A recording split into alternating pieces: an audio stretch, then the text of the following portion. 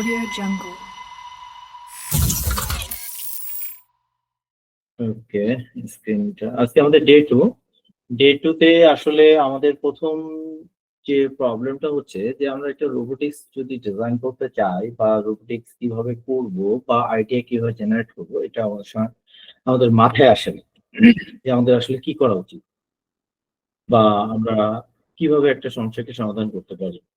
তো এটা এই জন্য আমরা এই টপিকটা আজকে শুরু করতে যাচ্ছি যে কিভাবে একটা রোবোটিক্স আইডিয়া জেনারেট করা যায়। সরি। তো প্রথমে হচ্ছে আমাদের টার্গেটটা ডিসাইড করতে হবে যে আমরা কি করতে চাই। ঠিক আছে? সেটা আমাদের আশেপাশে কোনো সমস্যা হতে পারে, সমাধান হতে পারে বা নিজের কিউরিওসিটি থেকে হতে পারে বা আমরা এমন কিছু চাই যেটা আমার সাথে মুভমেন্ট করবে বা আমার সাথে হাসবে বা সেটা কথা বলবে। তো এইরকম একটা টার্গেট আগে ঠিক করতে হবে যে আমি আসলে কি করতে চাই। তো টার্গেট যদি ঠিক হয়ে যায় তাহলে আমাদের কাজটা করতে সুবিধা হবে। তো আমরা অনেক সময় যেকোনো একটা জিনিস নিয়ে যখন শুরু করতে চাই, কি করব এটা ভেবে পাই না। সো আমার ১ম ওই বিষয়টি হচ্ছে যে সাবজেক্টটাকে ডিফাইন করে দেওয়া। আমরা কি করতে চাই? হয়তো কিছুই জানি না। কিন্তু কিছু একটা করতে চাই। এটা যদি আমরা ডিফাইন করে ফেলতে পারি, তাহলে আমাদের জন্য সুবিধা হচ্ছে যে ওটার জন্য আমাদের কি লাগবে তার জন্য প্রস্তুতি নিয়ে ফেলা। ওকে?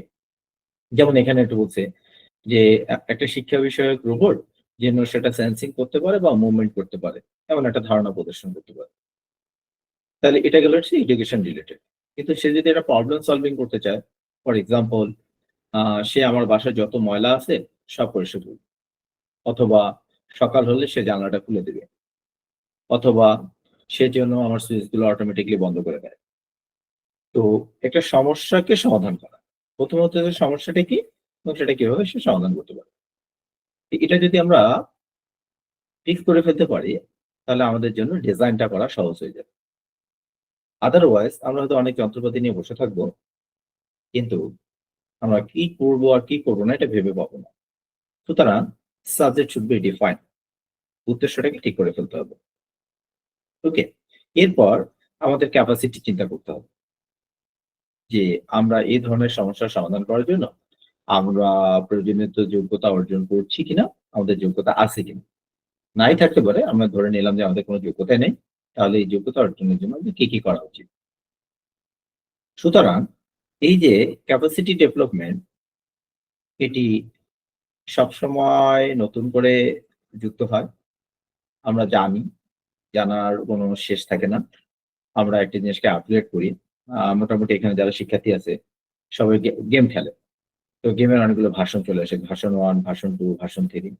ঠিক একইভাবে ক্যাপাসিটি লেভেলের অনেকগুলো লেয়ার আছে। আমরা সব জানবো এমন কোনো বিষয় না। তবে আমরা জানার চেষ্টা করব এবং যখন জানার চেষ্টা করব তখন আল্টিমেটলি আমাদের যে ফোকাসটা ছিল বা আমাদের যে সাবজেক্টটা ছিল সেদিকে যেতে আমাদের সুবিধা হবে। সো আইডিয়া কিভাবে জেনারেট করতে হয় সেটি কিন্তু আসলে আমার ঘর থেকে শুরু হওয়া উচিত। আমি কয়েকটা এক্সাম্পল বলেছি। সেটি আমার বাস্তব জীবনে কোনো একটা প্রবলেমকে সলভ করতে পারে অথবা ইনোভেশন টাইপ বা এডুকেশন টাইপ কোনো কিছু একটা হতে পারে অথবা সে আমাকে কোনো কিছু তৈরি করে দিতে সাহায্য করতে পারে এক্সেট্রা। আপনি যেকোনো বিষয় ডিফাইন করতে পারেন। তবে প্রাইমারি বা প্রাথমিক অবস্থা অনুসারে আমি সাজেস্ট করব ছোট, ছোট করে চিন্তা করা।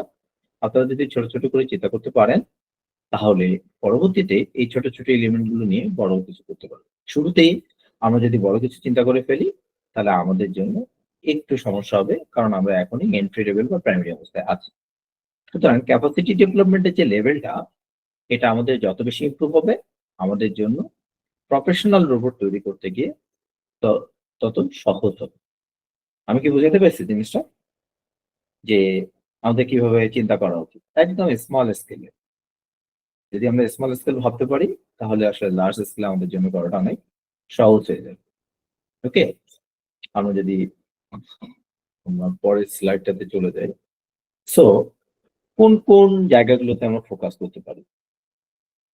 যেমন আমরা ফোকাস করতে পারি আমাদের ডেইলি লাইফ রিলেটেড। একটু আগে আলোচনা করলাম। সে আমার ঘর পরিষ্কার করতে পারে। সে আমার টেবিলটা সরায় নিতে পারে। এক রুম থেকে একটা বই নিয়ে এসে আমার কাছে দিতে পারে। সে আমি ঘর থেকে বের হয়ে গেলাম, আমার লাইটটা অটোমেটিক্যালি বন্ধ করে দিতে পারে, বা আমি ঘরে ঢুকলাম, আমার ফ্যানটি অটোমেটিক্যালি চালু করে দিতে পারে। আপনার নিজের কাছ থেকে যদি সমস্যাটা বের হয় এবং সেটাকে যদি আমি সমাধান করি, এটাই বড় ইনোভেশন। আমরা লার্জ স্কেলে একটু বেশি চিন্তা করে ফেলি বলে আমাদের আসলে ডেভেলপমেন্ট এত সহজ হয়। তো স্মল স্কেলে চিন্তা করবেন, ঘর থেকে চিন্তা করবেন, নিজের ক্ষেত্রে চিন্তা করবেন। এগুলো ডেভেলপমেন্ট করা শিখবেন, তাহলে আপনার জন্য ভবিষ্যৎটা অনেক ভালো। ওকে? এখানে যেমন একটা এক্সাম্পল দেওয়া আছে, এটা এডুকেশন রিলেটেড হতে পারে, যেমন সায়েন্স এর ফিজিক্স, ম্যাথ বা কোডিং শেখানোর রোবট হতে পারে, এনভায়রনমেন্টাল রোবট হতে পারে, যে আজকে বৃষ্টি হবে কিনা, বা আমার বায়ুর আর্দ্রতার মান কত আছে, বা এই মাটিটা কতটুকু ড্রাই আছে, এগুলো হতে পারে। বিনোদনমূলক নিয়ে আমরা খুবই এক্সাইটেড থাকি। সে নাচতে পারে, গেম খেলতে পারে, সে আমার সাথে হাঁটতে পারে। এটা মুভমেন্ট রোবট বলা হয়। এগুলো ক্ষেত্রে হতে পারে। ফর এক্সাম্পল, কেউ আমার হয়ে একটা লেখা লিখে দিল, কেউ ছবি আর্ট করে দিল, কেউ হয়তো আমার পড়াটা তাকে একবার বলেছি, এরপর আমার আর বলতে ইচ্ছা করছে না, আমার শুনতে ইচ্ছা করছে। আমি বললাম যে, "তাকে তুমি আমাকে এটাকে শোনাও।" ওকে? অথবা আমি তাকে বলতে পারি, "আচ্ছা দেখো তো আমার বাসা থেকে সামান্য একটু দূরে কোনো অবস্ট্রাগল আছে কিনা? আমি একটা সাইকেল চালাবো।" সে আপনাকে অবস্ট্রাগলটা ডিফাইন করে দিতে পারে। ওকে? সে কালার ডিফাইন করে দিতে পারে। সে অ্যালার্ম দিতে পারে। বিভিন্ন ধরনের বিভিন্ন ধরনের রোবট আছে। আপনারা এটা চিন্তার কোনো শেষ নাই। আমি আবার বলছি, রোবোটিক্স আইডিয়া জেনারেট করতে গেলে আপনার নিজের কাছ থেকে ছোট, ছোট করে সমস্যাগুলো সমাধান করে সেই আইডিয়া গুলো যদি আপনারা বাস্তবে রূপ দিতে পারেন, আপনার জন্য যেমন শেখাটা সহজ হয়ে যাবে, তেমনি আপনি একজন প্রফেশনাল রোবট ইঞ্জিনিয়ারের পথে হাঁটতে শুরু করবেন। আমাদের বাঙালি সমাজে একটা বড় প্রবলেম আছে। আমরা বিশাল কিছু চিন্তা করে ফেলি, কিন্তু পরে আর পথ খুঁজে পাই না, দিক খুঁজে পাই না। আমরা আগ্রহ হারিয়ে ফেলি। তখন আমাদের কাছে জিনিসটা অনেক জটিল মনে হয়। আসলে জিনিসটা এমন কোনো জটিল বিষয় না। ওকে? সো আইডিয়া জেনারেটিং এর এই বিষয়গুলো আপনাদের অবশ্যই মাথায় রাখতে হবে, যে আপনার ছোট সমস্যার সমাধান করবেন। ওকে। এখন আপনি যখন একটা রোবট ডিজাইন করবেন, আপনি তার ক্যারেক্টারিস্টিক্স গুলো কি, কি চান? এটি আপনাকে জানতে হবে। যে সে কি হাঁটবে? সে কি উড়বে? সে কি এদিক ওদিক তাকাবে? সে কি ইস্ট, ওয়েস্ট, নর্থ, সাউথ, উত্তর, দক্ষিণ, পূর্ব, পশ্চিম গুলো নেভিগেট করবে? সে কি হিউম্যানের সাথে ইন্টারেক্ট করবে? এগুলো হচ্ছে কাজ। আবার সে এমন হতে পারে, আপনার আশেপাশের পরিবেশ থেকে ডেটা নিতে পারে। সেটা লাইট হতে পারে, এটা টেম্পারেচার হতে পারে, কোনো বেরিয়ার হতে পারে। এগুলো সেন্সরের মাধ্যমে করা যায়। আজকে আমাদের সেন্সরের বেশ কিছু পার্ট আছে, করতে পারে। এরপর আসতে পারে আউটপুট। আপনি কি কোনো কিছু স্ক্রিনে দেখাতে চান কিনা, ডিসপ্লে করতে চান কিনা, কোনো মেসেজ চান কিনা। যেমন কিছু কমন রোবোটিক্স আইডিয়া হচ্ছে যে, আ রেল আ রেল গেটে রেল লাইন যখন আসবে একটা নির্দিষ্ট দূরত্ব পর অটোমেটিক্যালি রেল গেটটি বন্ধ হয়ে যাবে। এটা কিন্তু একটা সমস্যা এবং সমাধান। ঠিক আছে? ওখানে কোনো মানুষের দরকার নেই। ঠিক আছে? তো এটি আপনি আবার মেসেজ আকারে দেখাতে চান কিনা। প্রায় ২০০ মিটার দূরে, ১০০ মিটার দূরে বা ৫০ মিটার দূরে একটা ডিসপ্লে তে অটোমেটিক্যালি দেখাতে চান, ট্রেন আসতেছে, এই মুহূর্তে রেল গেটটি বন্ধ হয়ে যাবে। ঠিক আছে? নাকি সে একটা অ্যালার্ম দিবে, বা হতে পারে না সামনে আমাদের রমজান। রমজানে কি হয়? আমরা সেহরির মধ্যে ওঠার চেষ্টা করি, অনেক সময় দেখা গেল যে সময় মতো ঘুম ভাঙে না। তো তার রোবট আপনার এই কাজটি করে দিবে। সো আপনি কি, কি বৈশিষ্ট্য তার মধ্যে দিতে চান এটার একটা ছোট্ট নোট করে ফেলেন। তারপর বৈশিষ্ট্যগুলো যখন ডিফাইন হয়ে গেল, তখন আপনার লাগবে কি, কি? এটা হচ্ছে আমার ফাইনাল পার্ট। যে আমার এই জিনিসগুলো করতে গেলে এই জিনিসের দরকার। আপনার হয়তো একটা ব্রেডবোর্ড দরকার, আপনার হয়তো একটা চেসিস দরকার, আপনার হয়তো একটা চাকা দরকার, আপনার হয়তো কিছু সেন্সর দরকার, এতগুলো কেবল দরকার। ঠিক আছে? যেমন আমরা পরীক্ষার হলে যাওয়ার আগে আমরা কি, কি চেক করি? আমার কাছে পেন্সিল আছে কিনা, আমার কাছে রাবার আছে কিনা, আমার কাছে স্কেল আছে কিনা, আমার এডমিট কার্ড আছে কিনা, আমার হার্ডবোর্ড আছে কিনা। এটা হচ্ছে নেসেসিটি। কিন্তু এ এই জিনিসগুলো আমি কেন নিলাম? কারণ আমার পরীক্ষার জন্য এগুলো দরকার। ঠিক তাই। আপনি যে রোবটটাকে ডিজাইন করতে চাচ্ছেন, এই রোবটের জন্য আপনার কি, কি এলিমেন্টস লাগবে, সেই এলিমেন্টস গুলো আপনার পরিকল্পনার মধ্যে আসতে হবে।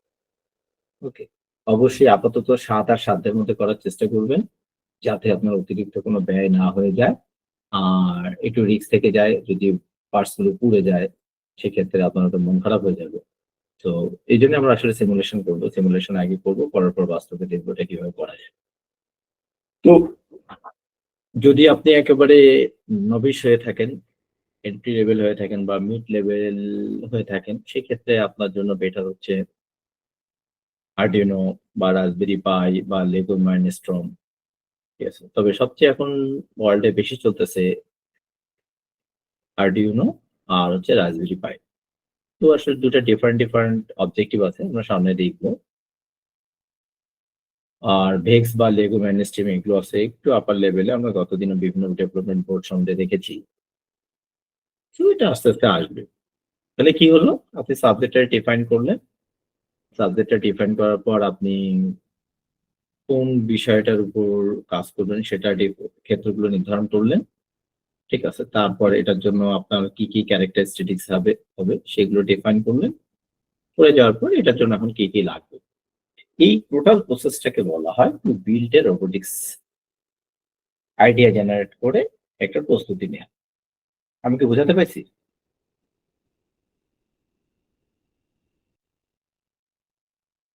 একটু রিপ্লাই দিলে আরো ভালো হবে। তাহলে আমরা পরের স্লাইডে যাব। ওকে, ফাইন। আমরা একটু পরের স্লাইডে যাই। এই স্লাইড থেকে আমাদের একটু বেশি ফোকাস করতে হবে। আমরা একটু দেখব। তো এখন হচ্ছে আপনি যে ইন্সপিরেশনটা নিচ্ছেন, আশেপাশের কাছ থেকে ডেটাটা নিতে হবে। আশেপাশে বলতে থেকে ধরেন আপনি একটা মাইক্রো রোবট করতে চান বা একটা হিউম্যান রোবট করতে চান। মাইক্রো রোবট এখানে আমরা বলি আসলে ন্যানো রোবট। অতি ক্ষুদ্র আকারের রোবট বলা যায়। ঠিক আছে? ন্যানো স্যাটেলাইটের মতো প্রযুক্তি আমরা এখন এপ্লাই করে ফেলছি। পৃথিবীতে এখন সব ন্যানোর যুগ। ন্যানোর কারণেই আপনার ১ টেরা মাইক্রো এসডি কার্ড পকেটে ঢোকানো যায়। ন্যানোর কারণে একটা প্রসেসর একটা মোবাইলের মতো ছোট্ট জায়গাতে ইন্টিগ্রেট করা যায়। তো ন্যানো নিয়ে অনেক কথাবার্তা এটা আসলে আমাদের আসলে প্রাসঙ্গিক না। তারপরে এটা জানা। ওকে।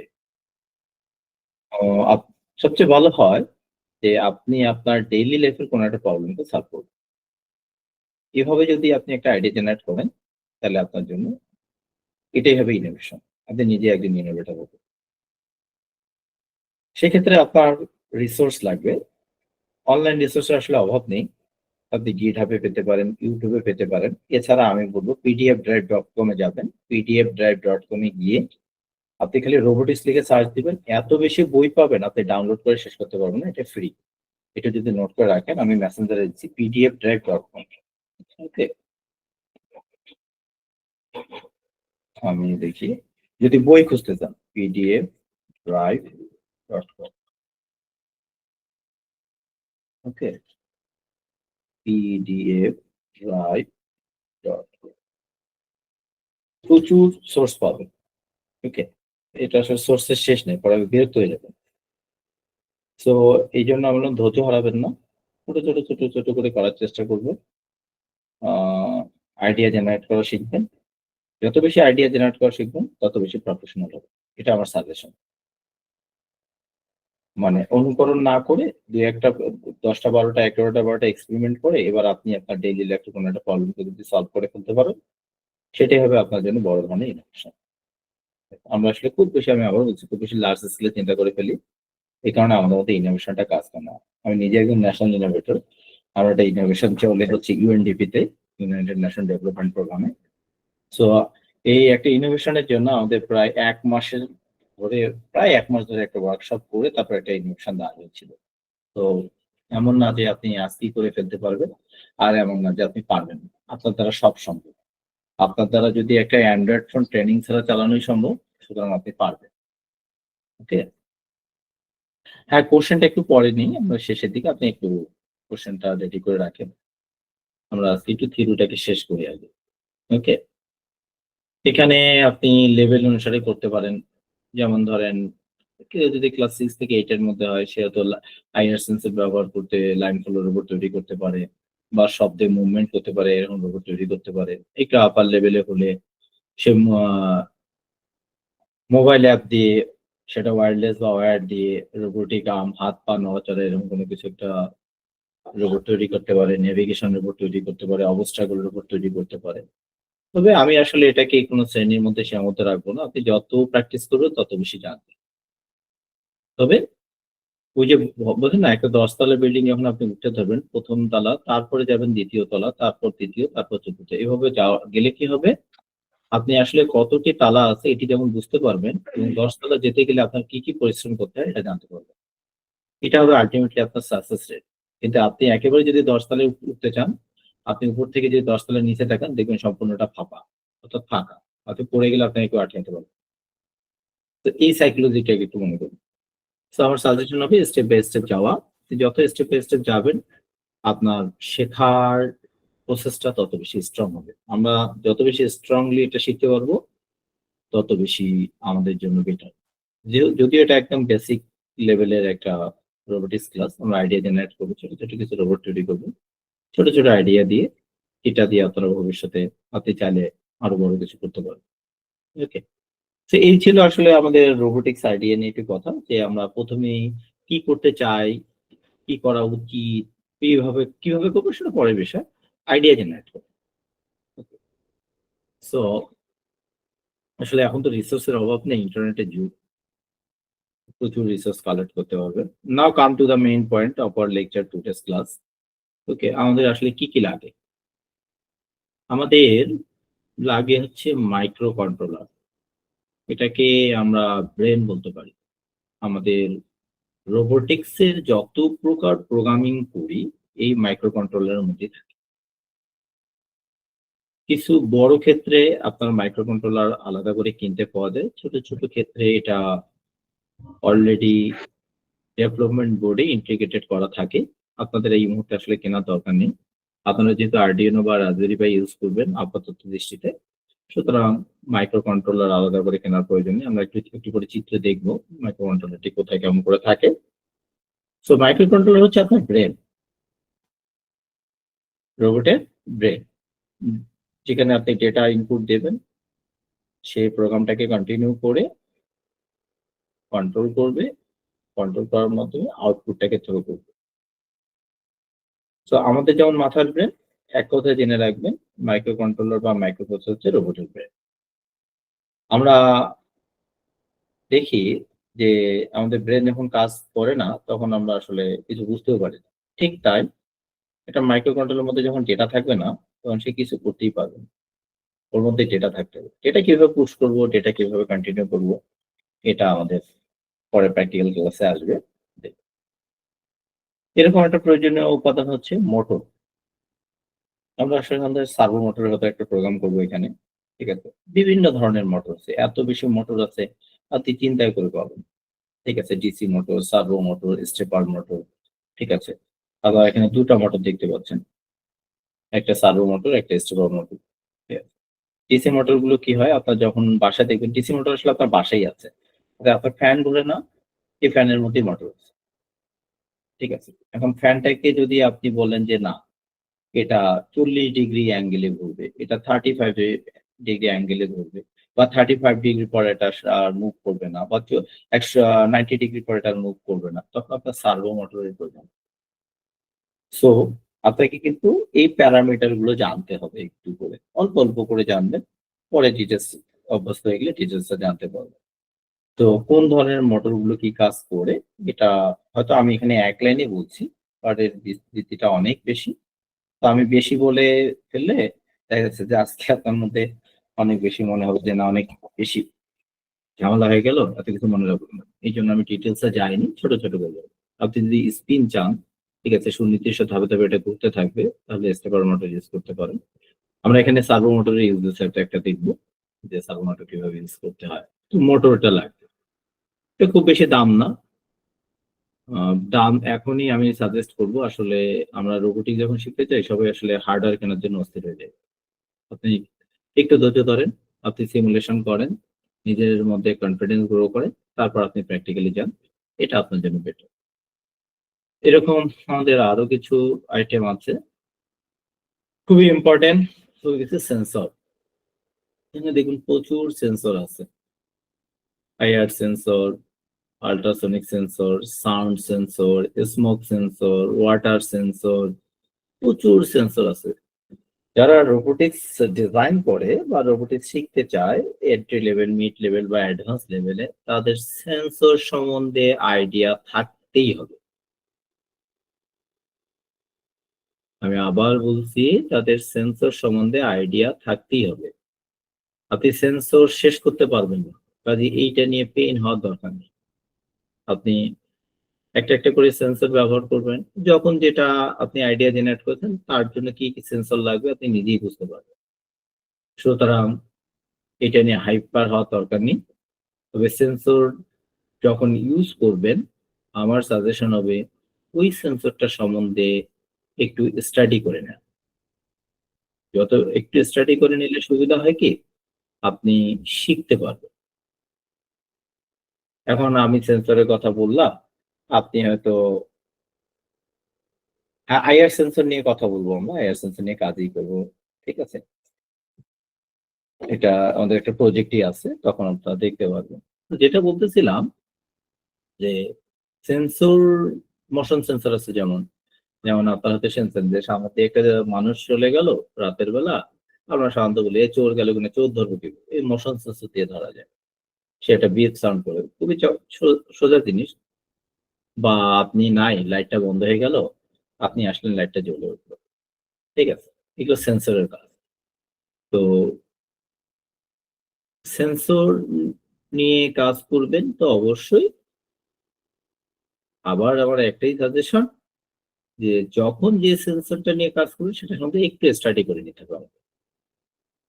সবগুলো নিয়ে একেবারে স্টাডি করতে যাবেন না, হারাই ফেলবেন, এত দরকার নেই। যেমন আমার কাছেই প্রায় সেন্সর আছে, আহ সেদিন আমি কাউন্টিং করলাম 68 সেন্সর। আমি নিজেই ভুলে যাই, কলম দিয়ে লেখা আছে কোনটা কোন সেন্সর, মডেল নাম্বার দেখে আমাকে বুঝতে হয়। কাজে এটা যে আপনি সবকিছু মনে রাখতে পারবেন এটাও ঠিক না, আবার সবকিছু নিয়ে একসাথে কাজ করবেন এটাও ঠিক না। আপনার যে প্রজেক্টের জন্য যেটা দরকার। ওকে, তো এই হলো সেন্সরের বিষয়টি। অ্যাকচুয়েটর আসলে মূলত প্রয়োজন হবে যদি আপনি মুভমেন্ট রোবট তৈরি করতে চান। অর্থাৎ আমি বলি যে হাত পা, এগুলো গিয়ার রিলেটেড। এটা ইলেকট্রিক সিগন্যালকে আসলে মেকানিক্যাল সিগন্যালে কনভার্ট করে, যেটা মোশন তৈরি করে, যেটাকে আমরা বলি এই রোবটটা হাঁটতেছে, ওই রোবটটা ড্যান্স করতেছে। রিসেন্টলি চায়না একটা রোবট ডিজাইন করেছে, আপনার সাথে সে ব্যাডমিন্টন খেলবে। চিন্তা করছেন, আপনার ব্যাডমিন্টন খেলার পার্টনার লাগবে না। ব্যাডমিন্টন খেলার জন্য আপনি একটা রোবটকে দাঁড় করে দিন, চিন্তা করুন। তো সেক্ষেত্রে অ্যাকচুয়েটর প্রয়োজন হয়, এটা একটি অ্যাডভান্স লেভেলে। তারপরে একটা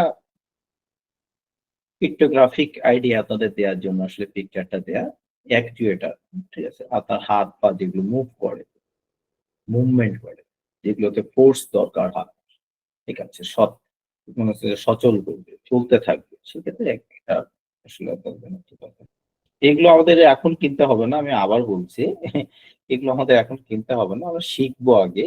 আমরা সিমুলেশনটা আগে করে নিব, আমাদের আইডিয়াটাকে শক্ত করব, নিজের মধ্যে আমার কনফিডেন্সটা গ্রো করব। তারপর আপনি যদি মনে করেন যে না আমি এবার বাস্তবে চলে আসবো, ওকে, দ্যাটস গুড। আগে আমরা ল্যাবে করব। এরপর চেসিস, এটা নিয়ে রিসেন্টলি আমি দুটো কাজ করেছি। এই চেসিস গুলোর সাথে গিয়ার থাকে, চাকা থাকে, ঠিক আছে? এটা প্লাস্টিক বডি হয়, মেটাল বডি হয়। যদি কেউ কখনো কিনে থাকেন, চেষ্টা করুন প্লাস্টিক বডি ইউজ করতে। নাহলে আসলে কন্ডাক্টিভিটি তৈরি হয়ে গেলে তখন দেখবেন যে পুরোটা বডি হয়ে গেছে, ফাঁকিটা একটু পুড়ে গেছে। এই জন্য প্লাস্টিক বডি ইউজ করবেন। এখন অবশ্য আসলে ফাইবার গ্লাসের চেসিস বা ফ্রেম পাওয়া যায়, যেগুলো আপনারা আসলে ইউটিউবে বা মুভিতে দেখেন যে কোনো একটা গাড়ির মতো রোবট, বলে চেসিস করা। এখানে অনেক কিছু কানেকশন থাকে, ব্যাটারি কানেকশন থাকে, মোটর কানেকশন থাকে। বা এখানে দেখছেন অনেকগুলো ফুটো আছে, এই ফুটোগুলোর অনেক কাজ আছে। হুম, অনেক কিছু অ্যাড করা যায় এখানে, মোশন সেন্সর থেকে শুরু করে অনেক কিছুই করা যায়। আমরা আসলে পিকচারটা দেখে আইডিয়া জেনারেট করা, চেসিসটা দেখতে কেমন হবে। ওকে, আর চাকা প্রয়োজন হবে কেন? আপনারা জানেন যে চাকাটা আসলে চলার জন্য। চাকাটাকে ঘোরাবে কে?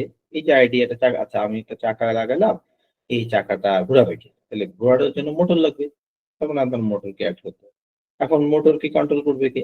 মোটরকে কন্ট্রোল করবে হচ্ছে আপনার প্রোগ্রাম। আপনি প্রোগ্রামটা কোথায় করবেন? Micro controller. মাইক্রো কন্ট্রোলারের জন্য কি লাগবে? আপাতত আপনার একটা ডেভেলপমেন্ট বোর্ড লাগবে। এই যে আমি প্রসেসটা বললাম, এইভাবে যদি আপনি ফ্লো চার্ট ডিজাইন করেন, ফ্লো চার্ট ভেবে কাজটা করেন, তাহলে আপনার যেকোনো প্রবলেম সলভ করতে সুবিধা হবে। ওকে? তো আপনার যে এখনই চাকা লাগবে, এখনই এত কিছু লাগবে, এটা কিন্তু আসলে ঠিক না।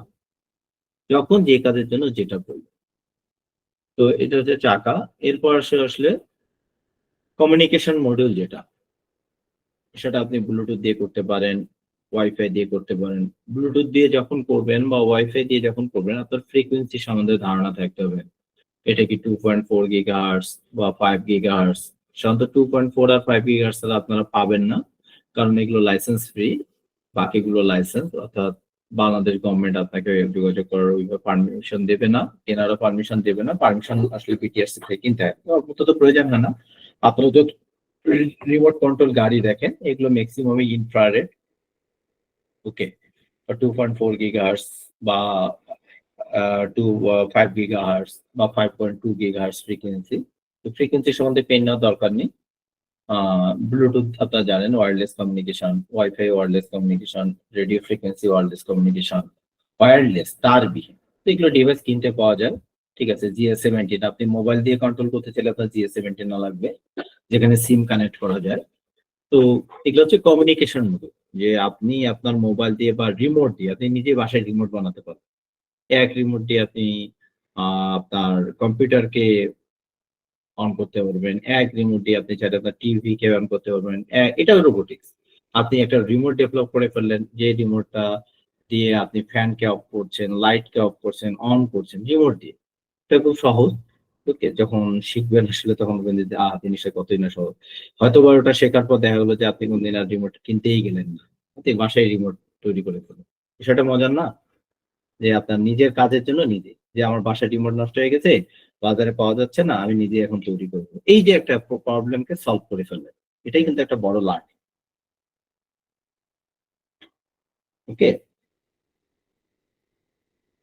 আচ্ছা, একজন লিখেছে রোবোটিক্স এর উপর ক্লাস শেষ হয়ে যাওয়ার পর যখন রোবট বানাবো তখন কয়েকজন মিলে একটা গ্রুপ করে একজন একজন করে। এটা আসলে গ্রুপ ওয়ার্কটাই ভালো। কেন গ্রুপ ওয়ার্কটা ভালো আমি আপনাদেরকে বলি। কেউ হয়তো ডিজাইনটা ভালো বোঝে, কেউ হয়তো হার্ডওয়্যারটা ভালো বোঝে, কেউ হয়তো প্রোগ্রামিংটা ভালো বোঝে। আমি গত ক্লাসে বলেছি। It's a team work. আপনি একা খুব বেশি দূর যেতে পারবেন না। যখন আপনি টিমের মধ্যে থাকবেন, তখন ভালো কিছু ডেভেলপমেন্ট আশা করতে পারেন। ওকে? সুতরাং চেষ্টা করবেন যত উপরের লেভেলে যাবেন, যদি ধৈর্য থাকে, তাহলে টিম হিসাবে কাজ করতে। তাহলে আনন্দ পাবেন, ডেভেলপমেন্টটা আমাদের জন্য সহজ হবে, ইনোভেশনটাও সহজ হবে। একা করতে গেলে বেশ কিছু রেস্ট্রিকশন চলে আসে, পেশেন্স থাকে না, ভাল লাগে না। তখন দেখবেন আগ্রহটা হারিয়ে ফেলে। এজন্য চেষ্টা করবেন আসলে টিমের সাথে কাজ করতে। সংযুক্ত বা জাম্পার কেবল, এই জাম্পার কেবল গুলো বিভিন্ন ধরনের হয়, আমরা দেখবো। মেল টু মেল হয়, মেল টু ফিমেল হয়, ফিমেল টু ফিমেল হয়। তো জাম্পার কেবলের কানেকশন বোঝাটা খুবই জরুরি, কালার কোডটা বোঝা জরুরি। আপাতত প্রাইমারি লেভেলে না, বাট মিড লেভেলে এটা জানতে হয়। একেকটা কালার কোড একেক মানে। আপনারা হয়তো আপনার বাড়ি ঘরে খেয়াল করেছেন যে আপনাদের বিদ্যুতের তার অধিকাংশ লাল। কে জানেন? দেখেছেন যে আপনাদের বাড়িতে অনেক বিদ্যুতের তার লাল আছে।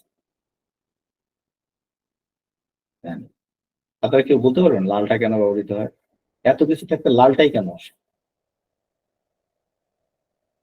অথবা আপনি দেখবেন যখন আইপিএস এর তার লাগায় তখন হলুদ তারটা ব্যবহৃত হয়।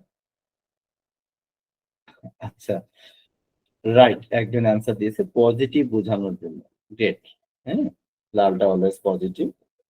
লালের সাথে আপনি নিউট্রাল হিসেবে হয়তো ব্লাক ইউজ করতে পারেন। দেখবেন যে আইপিএস এর তার লাগানো হয় ইয়েলো কেবল দিয়ে। আবার দেখবেন যে যেটা আর্থিং করা হয়, ঘুম সংযোগ করা হয় সেটা সবুজ তার দিয়ে।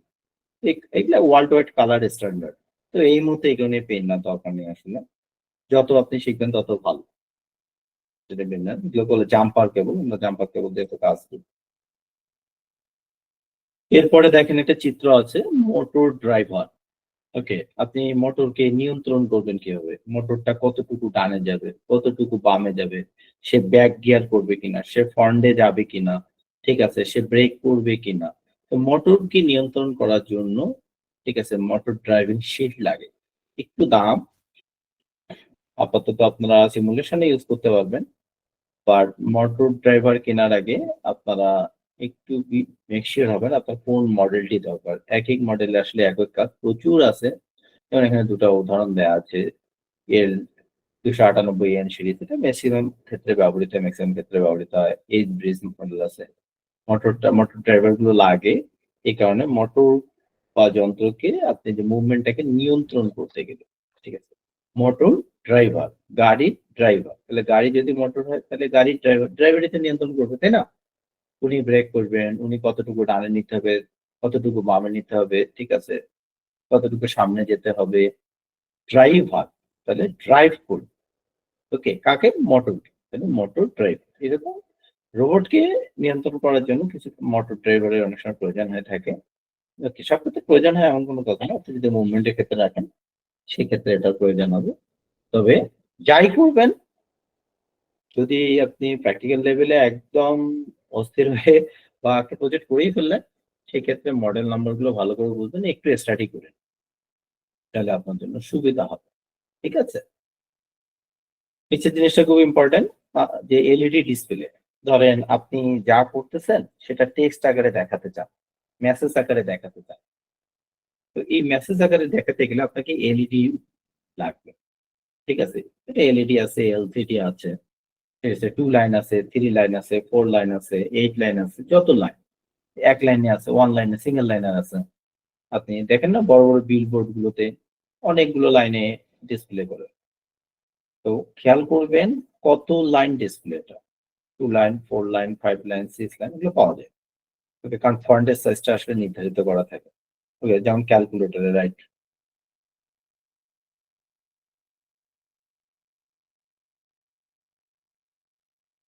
ওকে, ফাইন, হ্যাঁ, ঠিক আছে। আর এগুলো পুরো সুইচ আছে, সুইচ আসলে এত বেশি সুইচ আছে, যেমন এটা আসলে আমরা বাসায় দেখবেন আপনার ইলেকট্রিক্যাল বোর্ডে সুইচ আছে।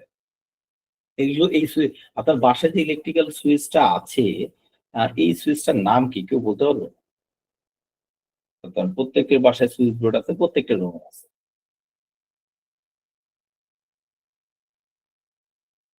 বলতে পারবে এই সুইচটার নাম কি?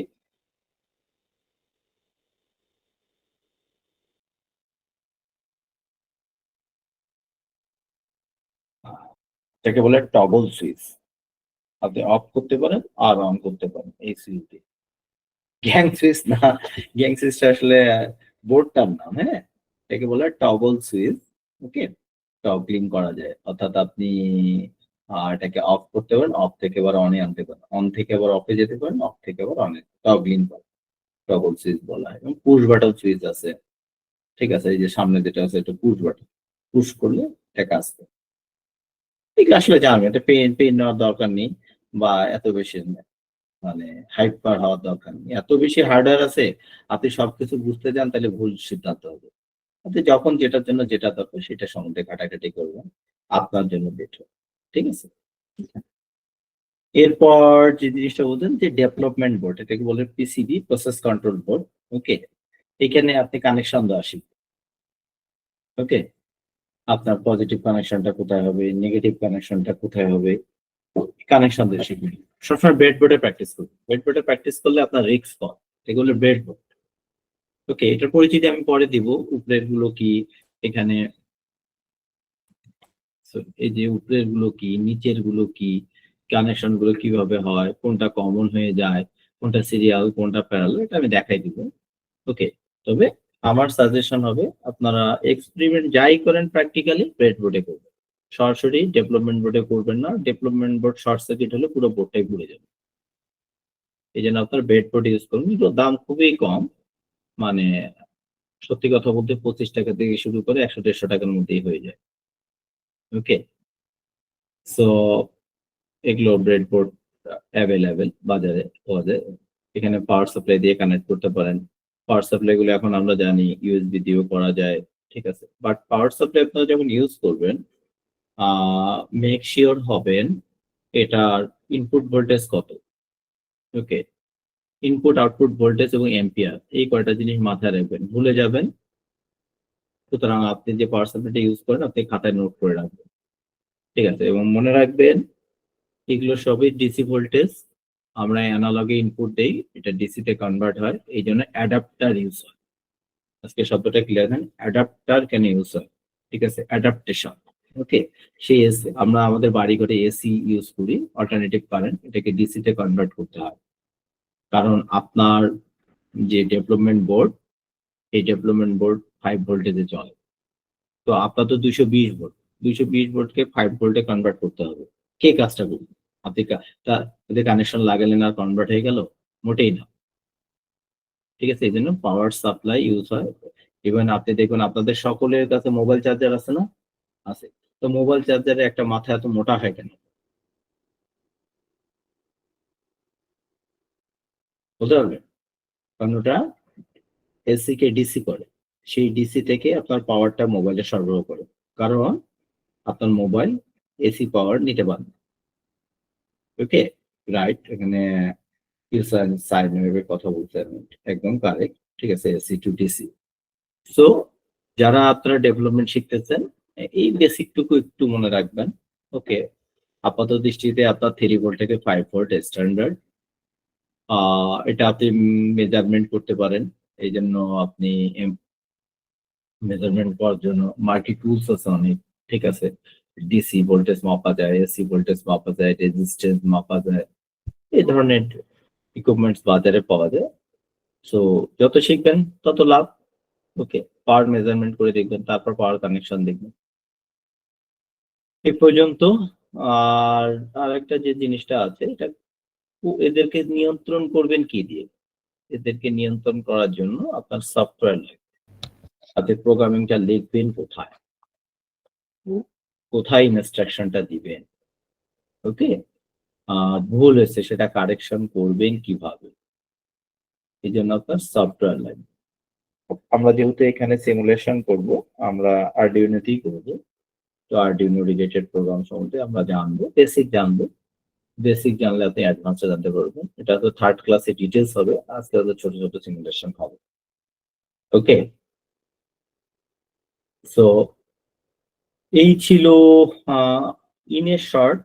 এমন না যে আমাদের এছাড়া আর কোনো হার্ডওয়্যার লাগবে না, আরো অনেক অনেক আপনি হারাই যাবেন। তো আমি সবাইকে রিকোয়েস্ট করছি এটা নিয়ে এত বেশি হাইপ হওয়ার দরকার নেই, স্মল স্কেলে ছোট ছোট করে চিন্তা করবেন। ওই যে আমি শুরুতেই বলেছি আপনি আইডিয়া জেনারেট করবেন, আইডিয়া জেনারেট করতে আপনার যা যা প্রয়োজন তার লিস্ট করে ফেলবেন, এবার ওইটা সম্বন্ধে আপনি একটু ছোটখাটো স্টাডি করে নিলেন, এরপর কাজে শুরু করবেন। সবকিছু একসাথে করতে যান না, গোলায় ফেলবেন। ওকে, সো এই পর্যন্ত যদি কারো কোনো কোশ্চেন থাকে,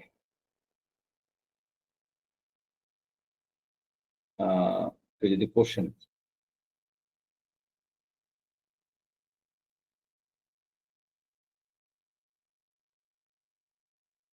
কারো কি কোনো কোশ্চেন আছে এই পর্যন্ত?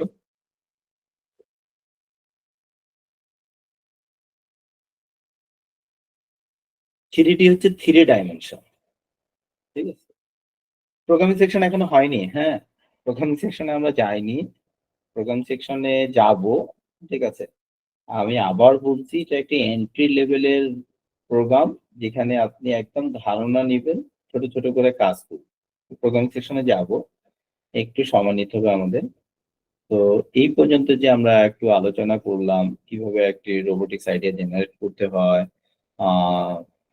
সেটার জন্য আসলে বেসিক কিছু হার্ডওয়্যারের প্রয়োজন আছে কি না, এগুলো কি ধরনের হতে পারে, সেই রিলেটেড। ওকে, আইডি হচ্ছে ইন্টিগ্রেটেড ডেভেলপমেন্ট ইনভায়রনমেন্ট, মানে আপনি একটা পরিবেশে ডেভেলপ করতেছেন, কাদেরকে নিয়ে, ঠিক আছে, ইন্টিগ্রেটেড। আমরা হার্ডওয়্যারের সাথে সফটওয়্যার একটা কানেক্টিভিটি দেখি, এই জন্য বলা হচ্ছে ইন্টিগ্রেটেড। ওকে, অফকোর্স এটা তো খুব ভালো যে আপনারা যদি শিখে একটা রোবট তৈরি করতে পারে নাই, পারবেন, সবাই পারবেন। তবে একটু ধৈর্য ধরতে হবে। ধৈর্য হারা হওয়া যাবে না। আমি খুবই ছোট, ছোট করেই বলছি যাতে এটা খুব বেশি ক্লামজি না হয়ে যায় এবং আপনাদের কাছে এটা মাথা ব্যথার কারণ না হয়ে যায়।